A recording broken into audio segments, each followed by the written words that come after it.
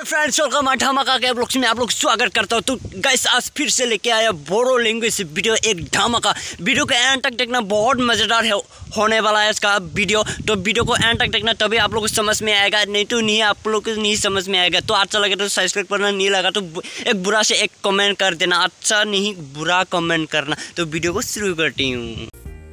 आङो दा साननैसो भिडिअ खालामनो हाथ'नाय नंला गाइस, मानोना आङो अरुणाचलाव थांनो नागिरदों। अरुणाचलाव थांनो नागिरदों माने माबा मोनसे गुन्दुगुलथ' जानो थाङाखैथ'।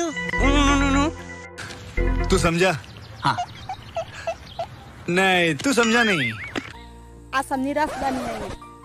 आसामनि राजधानी नायनो माने अरुणाचलनि राजधानिया बोरै बेखौबो नायनो थांदों। माने आसामनिखौथ' मोनखाबायनो, भाइरेलाव नुखाबायनो, आरो माथो बुंबावनो। दासिमबो दिनैसिमबो रावबो आंखौ बेबायदि बुंफेराखै नों आंनि सना होननानै।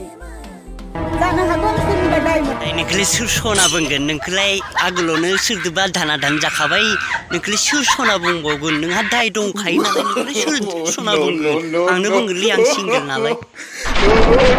लोगोफोरजों सोमोन्दो खालामो, नङाबा नंखायफोरनि सोमोन्दो खालामनाया ना मेगनाव मोदै बोहैयो, ना मोखाङाव लाजिनाय दङ।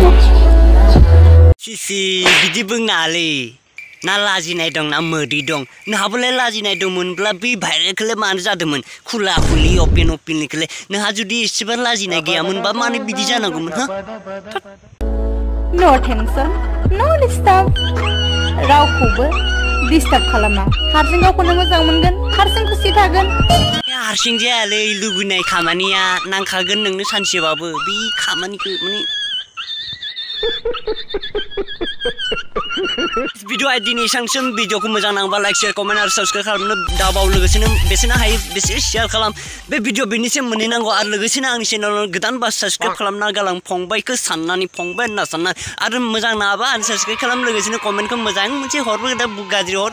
तो बिसानो आरो दिनैनि भिडिअ एसेनोसै। बाय बाय, लभ इउ, बाय बाय।